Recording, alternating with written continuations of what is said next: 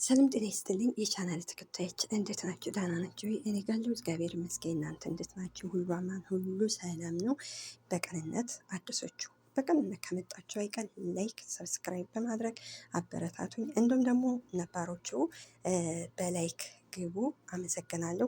ዛሬ እንግዲህ ያው ሰሞኑን ብሩኬና ሀይሚ ላይ እንግዲህ የተፈጠረውን ነገር አይታቸዋን አይተናል። እንግዲህ ብሩኬ እዩ እንግዲህ ልጅቱ የእሱ ናት ያረገዝኩት ከሱ ነው ስትል እንግዲህ ስትናገር፣ ብሩኬ ደግሞ በፍጹም የኔ ልጅ አይደለችም ከኔ አይደለችም ብሏን ነበረ። የዛኛው ልጅ ናት እንጂ የኔ አይደለችም እያለ ነበረ። ያኛው ደግሞ እንግዲህ ልጅቱ የኔ ናት የብሩኬ አይደለችም፣ እንዲሁም ደግሞ የዲኤንኤ እሷ የልጅቱን ምንም ነገር የሰጠች ነገር የለም። ብሩኬ እንደገና የዲኤንኤ ምርመራ አድርግ ሲባል፣ ብሩኬ ደግሞ እስኪ መጀመሪያ ውጤቱ ይምጣ፣ ያንን እንዴት ታደርጋለች? የዲኤንኤ ምርመራ እኮ ልክ አይደለም እያለ ነበረ። በመጨረሻ እንግዲህ እዩም እንግዲህ ያው የዲኤንኤ ምርመራው ሲደርስ እንግዲህ የዲኤንኤ ምርመራውን ይዛ መጣ።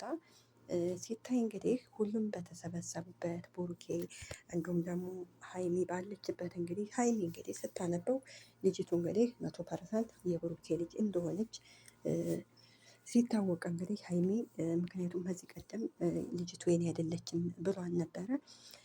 በዛ ነው ትንሽ ሀይሚ ተናዳበን ነበረ። እንግዲህ ለምን ዋሼ ነው እንግዲህ ልክ ናት። ምናልባት ብሩኬ ያው ከወንድ እናት ታውቃለች አይደለ? እንግዲህ እዩ እንግዲህ እርግጠኛ ሆና ነበረ ልጅቱ ያንተ ናት ስትል የነበረችው።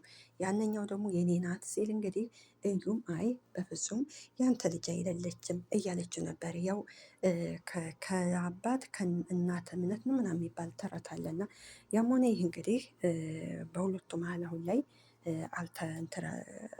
መግባባት የለም። እንግዲህ ብሩኬም እንግዲህ ትናንትና እንዳያችሁት እንግዲህ እዩ ልጁን ይዛ መታለት። እንግዲህ ልጁን እንግዲህ ለመጀመሪያ ጊዜ አቅፎ እንግዲህ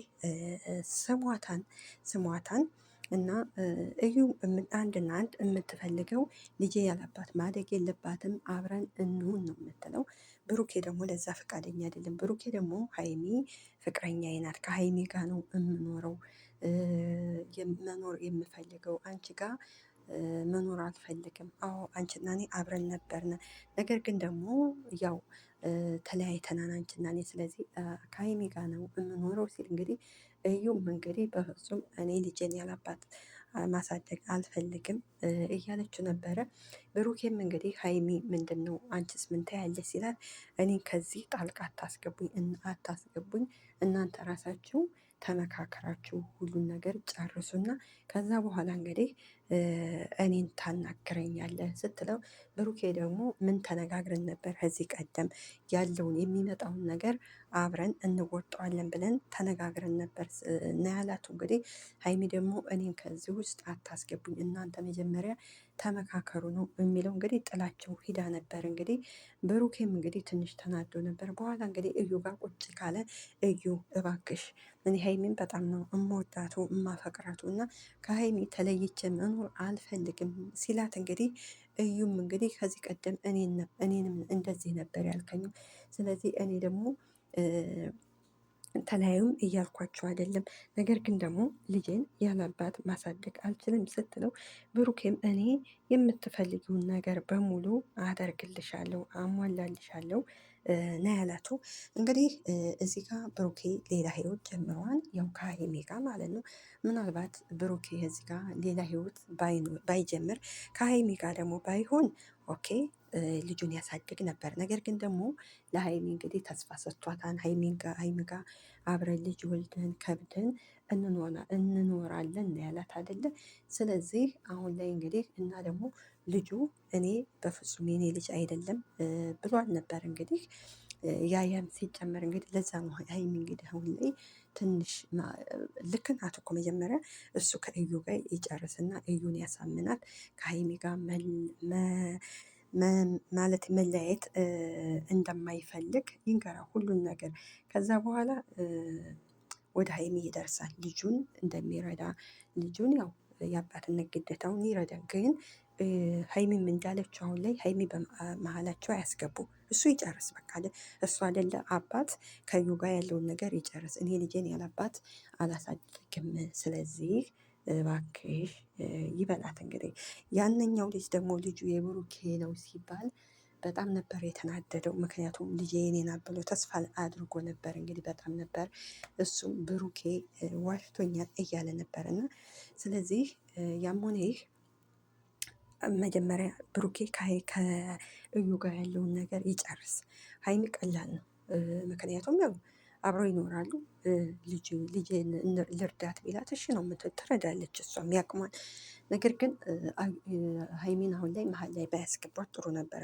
ያም ሆነ እንግዲህ ሀይሚ እንግዲህ ያው ቡታጅራ ነበረ ወደ አዲስ አበባ እንግዲህ ሊመጡ ሲሉ እንግዲህ ያው ከሀሰን ጋር ይመስለኛል ባልሳሳት እንግዲህ ያው አንዳንድ አለመግባባቶች ሲሆኑ እንግዲህ ይዟል ሊመጣ ሲል ወደ አዲስ አበባ እንግዲህ ይዞ የሚመጣበት ምክንያት ምንድን ነው? ያው ትንሽ ለራሷ ጊዜ መስጠት ስላለባት እሱ ከእዩ ጋር ያለውን እስከሚጨርስ ድረስ አዎ ለዛ ነው። እና በመሀል ላይ ያው እሷን ራሷን ስታ ወድቃለች። እንግዲህ ፈጣሪ ይማርሽ ነው የምንላቱ። እና ስለዚህ ሀይሚ ደግሞ ከጎኑ ሁኚ፣ በቃ ከጎኑ ሁነሽ ለብሩኬ ልጅ የሚያስፈልጋትን ነገር ማሟላት አለብሽ እንጂ ብሩኬ ጋር መለያየትም የለብሽም። በቃ ያው ያጋጥማል፣ ህይወት ፈተና ስለሆነ ያጋጥማል። እዩ ደግሞ እንግዲህ አዎ ልጅ ጸጋ ነው። እህት ትሆንሻለች፣ ጓደኛ ትሆንሻለች፣ ሁሉ ነገር ትሆንሻለች። ስለዚህ አንቺ ብትሆኚ ያው ብሩኬ የሚያስፈልግሽን ነገር እያሟላለሽ ሁለት የሚዋደዱ ፍቅረኛሞችን ባታለያይ ደስ ይለናል። ሁለት በቃ አለ አይደለ? አንቺና ብሩኬ ጨርሳችሁ ምን ብላችሁ ነው እንግዲህ ወደ ሀይሚ ህይወት የሄደው። እንደ አጋጣሚ እንግዲህ ከሀይሚ ጋር ለመግባባት ሲመጣ አንቺ ጋር መጣ። ያ ዝም ብሎ ኖርማል ማለት ነው። ሲከፋው መጣ፣ እዛ ተፈጠረ። ከተፈጠረ በኋላ እንግዲህ ምንም ማድረግ አይቻልም። ያው እውነታሽን ያው ልጁ የሱ እንደሆነ እውነታሽን እንግዲህ ተረድተናል።